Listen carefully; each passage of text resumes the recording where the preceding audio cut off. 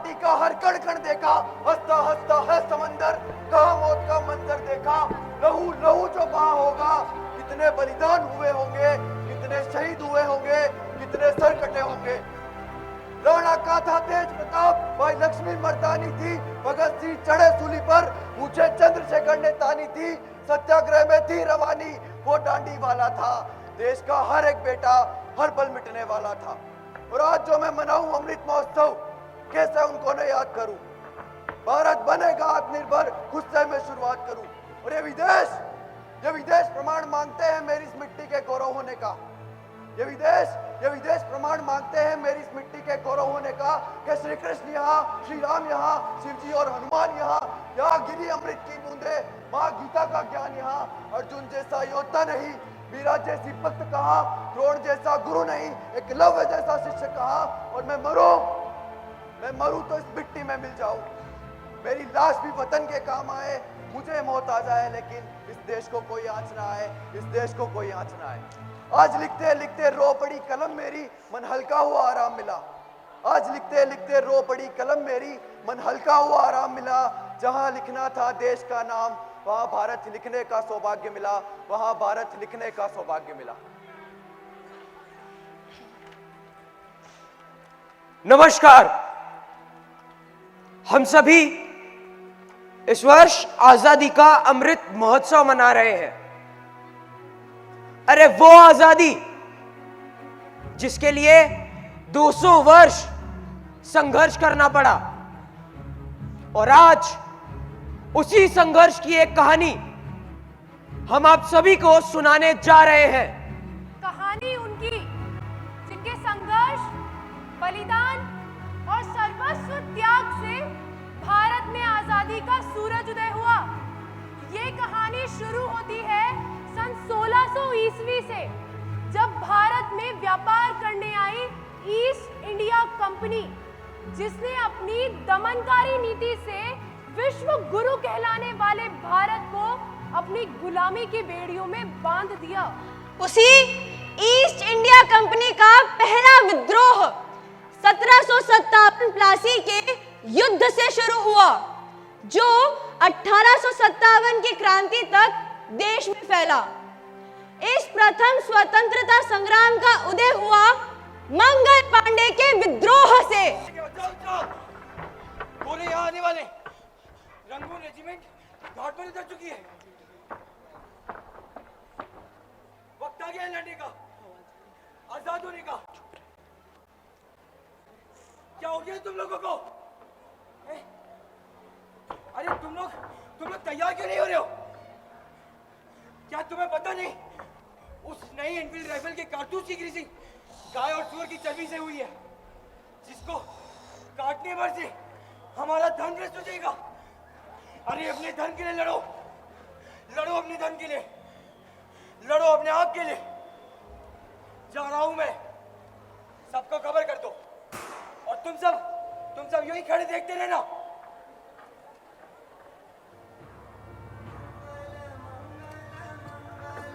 अल्लाह अकबर।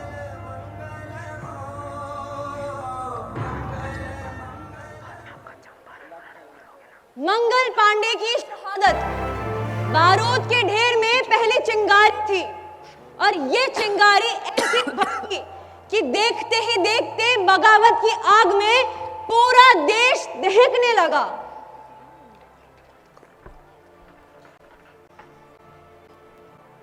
मेरे दोस्तों, हमने एक विद्रोह शुरू कर दिया है। ये एक बगावती नहीं, बल्कि एक जंग है, और इस जंग को हम अपनी आखिरी सांस तक लड़ेंगे। और ये जंग तभी खत्म होगी जब हम इन अंग्रेजों को हमारे देश से बाहर निकाल फेंकेंगे। जब तक हम अपना लक्ष्य पूरा नहीं कर लेते, ना हम संधि करेंगे, ना हम शांत बैठेंगे। अगर हमें जीत हासिल करनी है तो कानपुर पर पताका लहरानी होगी। चलो कानपुर।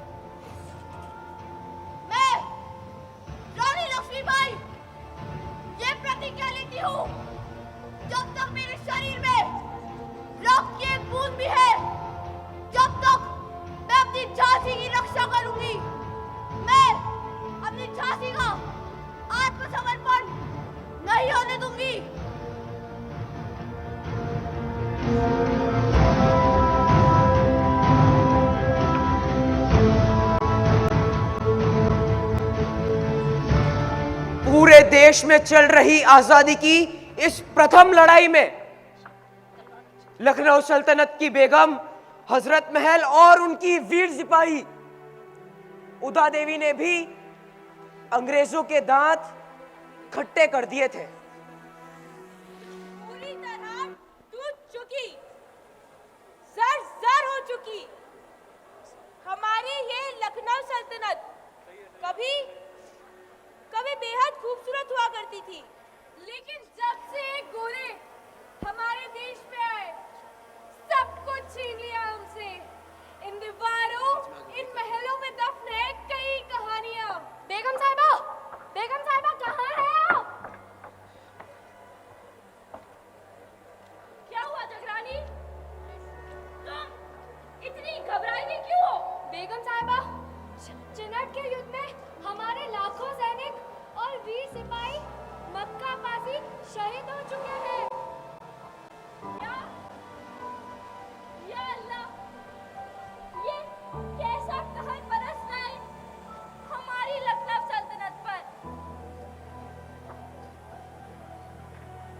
हमारी सल्तनत की रक्षा के लिए महिला सैनिकों की एक टुकड़ी तैयार की जाए और याद रहे मक्का पासी की शहादत की खबर उदा देवी तक नहीं पहुंचनी चाहिए, नहीं तो वो पूरी तरह से टूट जाएंगी। माफ कीजिएगा बेगम साहिबा, मैं सब जान चुकी हूँ। मेरे पति मक्का पासी की शहादत को यूं ही जाया नहीं किया जा सकता। मैं चाहती हूँ हमारे वीर सैनिकों की शहादत हमारे लिए प्रेरणा बने, ना कि हमारी कमजोरी। हाँ उदा, तुम ठीक कहती हो। मैं तुम्हारे साथ हूं। उदा, मुझे समझ नहीं आ रहा मुझे क्या करना चाहिए। मैं अपनी सल्तनत की रक्षा करना चाहती हूँ। अंग्रेजों की गुलामी हमें कभी मंजूर नहीं। हमारे लाखों सैनिक इस जंग में शहीद हो चुके। इस सल्तनत की रक्षा करना मेरा धर्म है। मैं और मेरी महिला सेना अपनी आखिरी सांस तक लड़ेंगे। हम कायर की तरह पीठ दिखाकर नहीं भाग सकते। उदा, तुम समझती क्यों नहीं? अंग्रेजों के पास बहुत बड़ी सेना है। बेशक अंग्रेजों के पास बहुत बड़ी सेना है, लेकिन हमारा आत्मबल उनसे कहीं ज्यादा है। हाँ उदा, तुम ठीक कहती हो। मैं तुम्हारे साथ हूँ। उदा, तुम्हारे आत्मसाहस ने हम सबके अंदर एक नया जोश डाल दिया है। उदा, हम मरते दम तक तुम्हारा साथ देंगे। बेगम साहिबा, चिनट से लखनऊ आने में अंग्रेजी सेना को 2 दिन लगेंगे। अगर हम सभी चाहें तो उन्हें सिकंदर बाग में रोक कर ही मार सकते हैं। इस पर अमल किया जाए।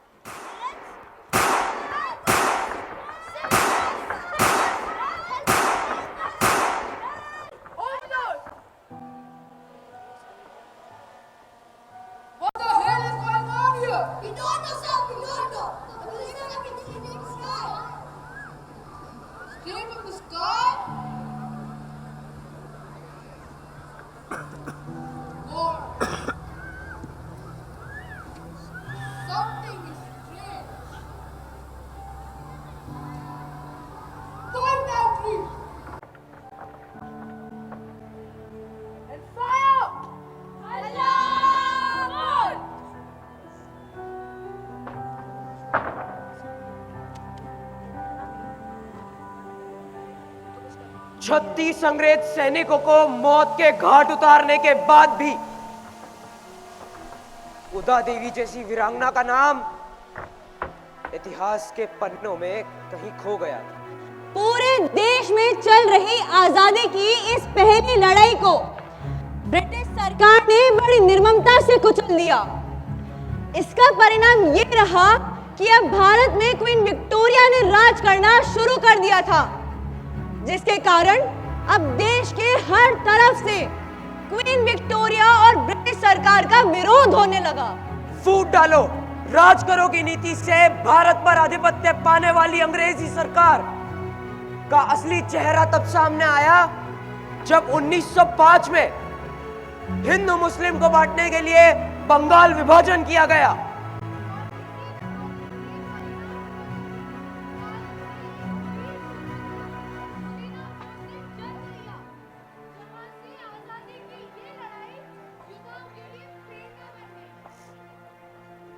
अंग्रेजों मनमानी बंगाल विभाजन every day the bloody Indians are protesting against the British government. Call those bastards right now.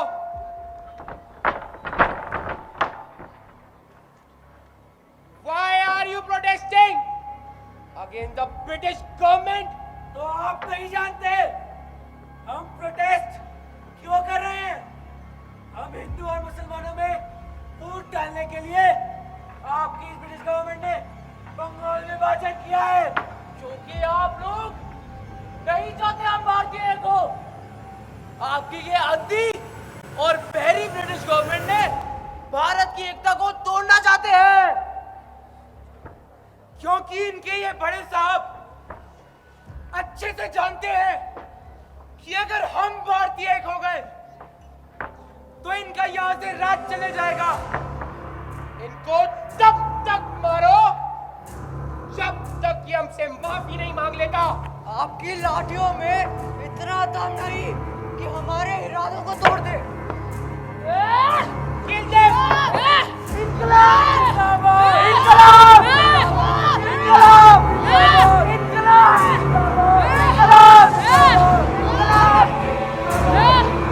Stop! तुम इंडियंस यूं ही मारे जाओगे और तुम्हारी कुर्बानी से कुछ नहीं होगा। जब बहता खून शहीदों का तकदीरें बदली कौमों की, हमारी ये कुर्बानी जाया नहीं जाएगी, ये इनकलाब लाएगी।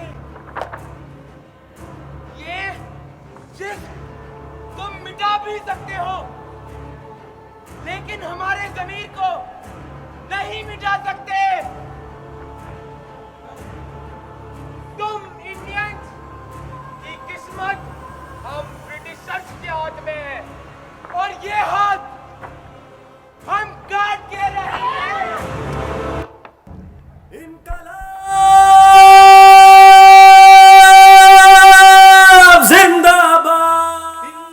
बुलंद इरादों वाले नौजवान खुदीराम बोस को अंग्रेजों ने फांसी की सजा सुना दी, और इसके साथ स्वदेशी आंदोलन कर रहे क्रांतिकारियों को भी ब्रिटिश सरकार गिरफ्तार करने लगी, और ये आंदोलन धीरे धीरे कर खत्म हो गया। जब स्वतंत्रता संग्राम के सारे रास्ते बंद होते दिखाई दिए, तब 1917 में आशा की एक नई किरण बनकर आए महात्मा गांधी जी, जिन्होंने चंपारण से किसान सत्याग्रह का आगाज कर आजादी के संघर्ष को फिर नई प्रेरणा दी।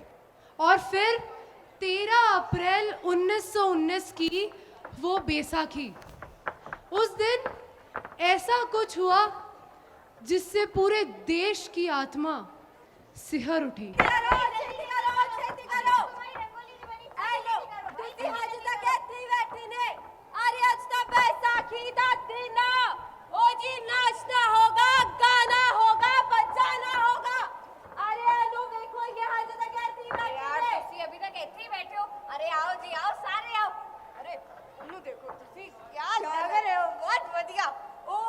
काले कोट वाले वीर जी कितने बढ़िया लगे थे। ओ बैसाखी रात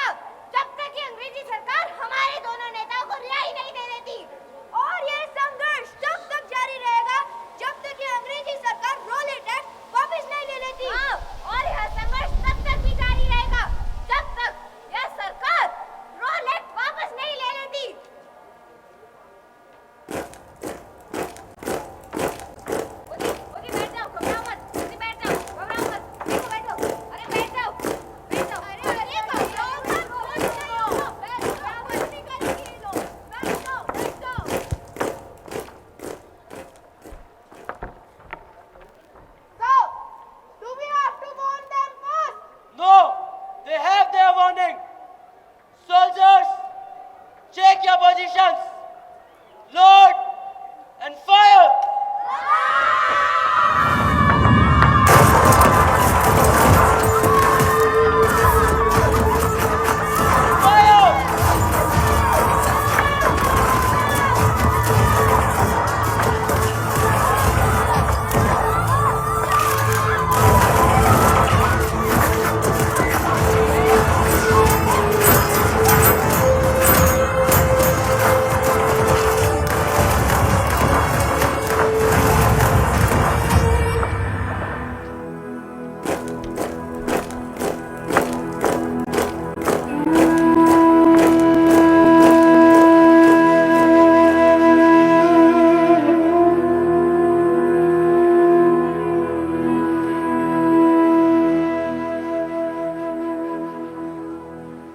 कितनी चीखें, कितनी आवाजें, कितनी चीखें और कितनी आवाजें। इन्हीं आवाजों में मेरा मेरा पुत्र जीत नहीं खो गया। हाँ, जीत पुत्र, पुत्र कितना है तू?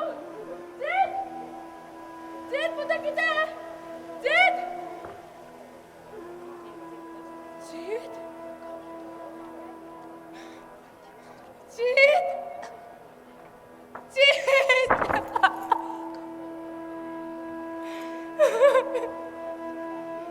अरे नीरज अंग्रेजों, क्या बिगाड़ा था मेरे मासूम बच्चे ने तुम्हारा? क्या मार डाला? क्या मार डाला मेरे बच्चे का? क्यों मार डाला? मैं अपने बच्चे का मांस खाऊंगी अगर इंसान के बच्चे को भूख से भी लगाया तो। अरे अरे वो जमीन हमारी है, वो खेत हमारे, वो फसलें भी हमारी, पर अब हमारा कुछ नहीं रहा, कुछ नहीं।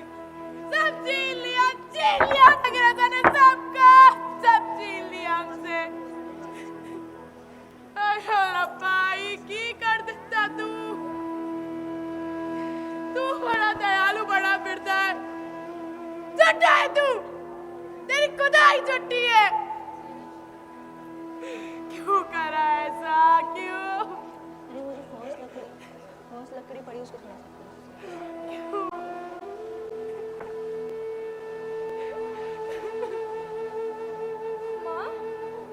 माँ तुम रो मत। अगर तुम्हारा एक बेटा छीन लिया इन अंग्रेजों ने तो क्या हुआ? तुम्हारा दूसरा बेटा है ना, इनसे लोहा लेने के लिए। कसम मुझे मेरी मिट्टी की, जब तक मैं अपनी भारत माँ को आजाद नहीं करवा लेता तब तक मैं चैन से नहीं बैठूंगा। लगाया पेशानी पर जो माटी को, फिर दुनिया जहां में क्या देखा, सुख चैन सब देखा उसने माटी में देखा कराना। अवल्ले उम्र थी खिलौने रखने की हाथों में, पर माटी की बहर में था वो आजादी का दीवाना, पर माटी की बहर में था वो आजादी का दीवाना। साहिबे मनसद न बनना था उसे, न मुराद थी तमाम उम्र जीने की। पंजाब केसरी हुए रुखसत इस दुनिया से, फिर मानो बिजली का संयम टूटा, मानो अनंत अनादि विधाता रूठा। फिर गोरों के गिले डहे, सोडर फिर जिस आग में झुलसा, वो प्रतिशोध की आग थी, वो प्रतिशोध की आग थी। इन बेरहम अंग्रेजों ने हमारे लाला जी को लाठियों से पीट पीट के मार डाला और हम बस देखते रहे। ये सब हुआ था उस कोर्ट के हुक्म से। अरे ये अंग्रेज हमें लाठियों से डराकर भगाना चाहते थे। ये गोरे लंगूर हमारे सामने लाला जी को मारते रहे और हम बस तमाशा देखते रहे। तुम सही कहते हो सुखदेव। अब हम सिर्फ तमाशा नहीं देखेंगे, हम उन अंग्रेजों को जवाब भी देंगे। लेकिन हम कागज भी क्या सकते हैं भगत? हम स्कॉट की हत्या करेंगे। तुम सही कहते हो भगत। इस कोर्ट को तो गोली मैं मारूंगा।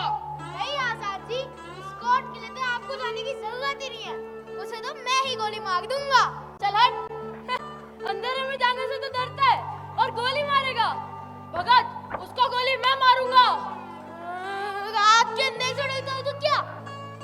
राज कुकू का निशाना है ना, अंधेरे में भी सीधा लक्ष्य पे लगता है।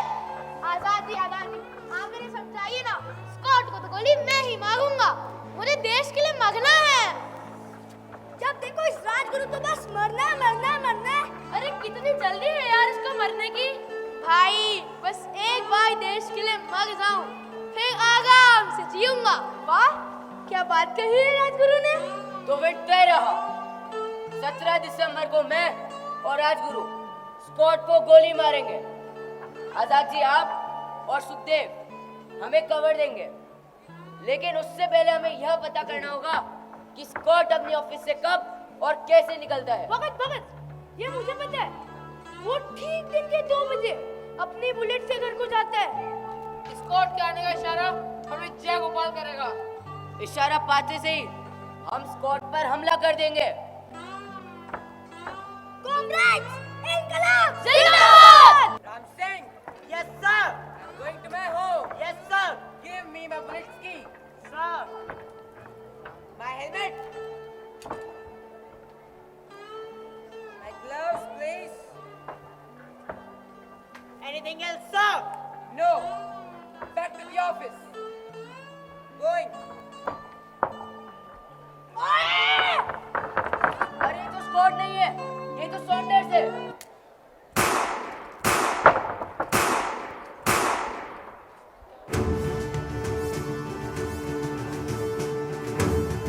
असेंबली में बम फोड़ा, बैलों को सुना दिया, विक्टोरिया के तख्त को विचारों ने हिला दिया। जब लिख रहा था गुलाब प्रेम की कहानियां, 23 बरस का वो वीर भारत माँ में समा गया। 23 बरस का वो वीर भारत माँ में समा गया। गले लगाया बंदे को फरिश्ता हो गया, तिरंगा भी उस दिन जान शान से रो गया। जो कौम छुपाए बैठी थी जान को तिजोरी में, फिर रग रग में इंकलाब जिंदा हो गया, फिर रग रग में इंकलाब जिंदा हो गया। भगत सिंह, कोर्ट ने तुम्हें और तुम्हारे साथियों को फांसी की सजा सुनाई है। वाह, ये तो बहुत ही खुशी की बात है। वोट, तुम्हें फांसी की सजा सुनाई है और तुम लोग खुश हो रहे हो। अरे तुम्हारी फांसी से कहीं कोई फर्क नहीं पड़ेगा, फिर क्यों तुम लोग हम अन्याय सहन नहीं कर सकते जेलर साहब। आप हमें फांसी देकर अपने नमक का हक अदा कीजिए, हम मिट्टी का हक अदा करते हैं। अरे अभी तुम्हारी उम्र ही क्या है, इस उम्र के अंदर तो लोग नए नए सपने देखते हैं। मर के तुम्हें क्या हासिल हुआ? जब से हमने होश संभाला है, सिर्फ एक ही सपना देखा है, आजादी का। हम चाहते हैं कि हम हंसते हुए फांसी पर चढ़ जाए, ताकि हमारी मौत देश के नौजवानों के लिए एक मिसाल बन सके, ताकि वो भी बिना डरे जंग आजादी में कूद पड़े। अगर ऐसा हुआ तो जिस आजाद भारत का सपना हमने देखा था वो जरूर पूरा होगा, जहाँ कोई किसी का गुलाम नहीं होगा, जहाँ हवा, पानी, फसल सब पे सबका बराबर हक होगा, जात पात को लेकर खून बराबर नहीं होगा, जहाँ हर मुस्लिम भाई, हर हिंदू भाई मंदिर और मस्जिद के नाम पर एक दूसरे का गला नहीं काटेंगे और एक ही आसमान के नीचे हर धर्म, हर जात, हर मजहब के लोग सुरक्षा की सांस ले सकेंगे। सही महीने में वही होगा आजाद भारत, सुनहेगा भारत, हमारा भारत। कोई आखिरी इच्छा है तुम लोगों की? इनकलाब जिंदाबाद।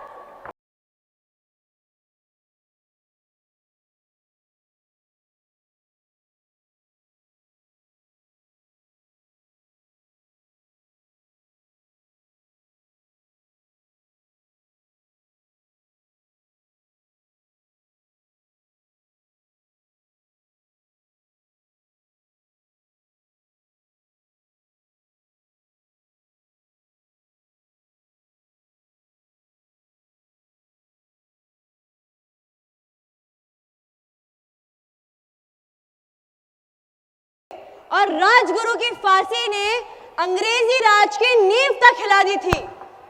अब भारत में हर उम्र, हर धर्म, हर जात और हर वर्ग के लोगों की एक ही आवाज थी, पूर्ण स्वराज।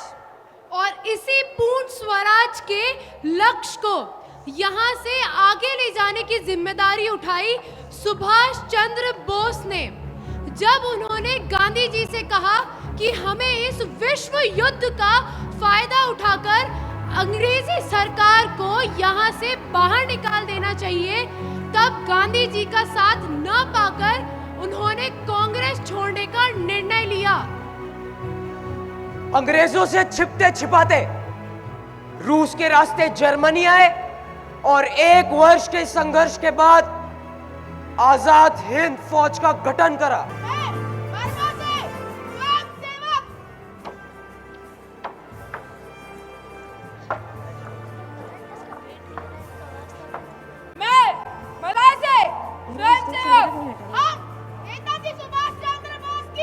आजाद हिंद फौज में खुद को समर्पित करते हैं।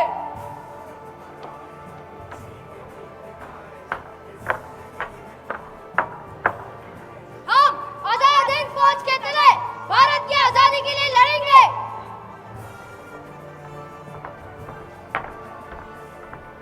इसलिए चाहे हमें अपनी कुर्बानी भी देनी पड़े, हम पीछे नहीं हटेंगे।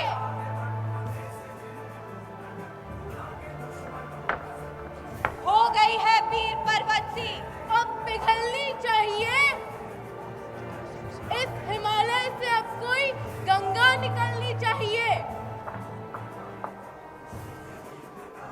और मैं इस आजाद हिंद फौज का सेना नायक, हिंदुस्तान की आजादी के लिए मैं खुद अपने सिपाहियों की अगुवाई करूंगा।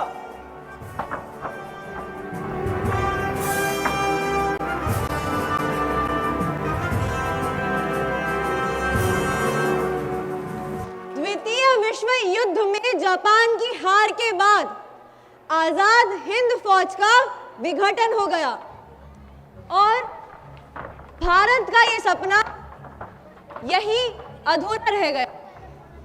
अब भारत की स्वाधीनता का अंतिम युद्ध प्रारंभ हो चुका था। आजादी के दीवाने अपने अथक सामूहिक संघर्ष और कुर्बानी की धधकती लौ में सदियों की गुलामी और शोषण की जंजीरें पिघलाने की कगार पर थे। और यह क्षण आसमान के सीने पर तिरंगा फहरा देने का क्षण था।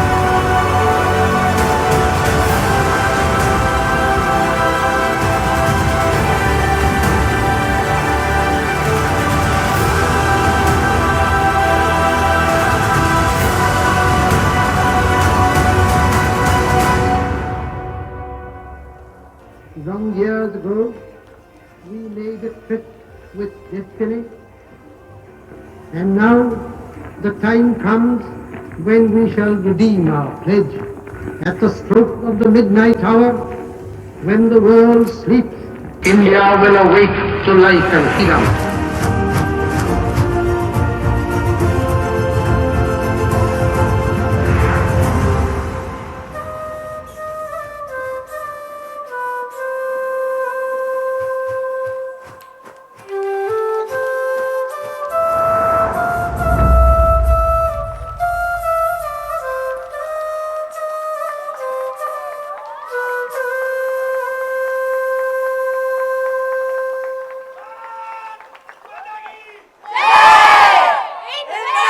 जिंदाबाद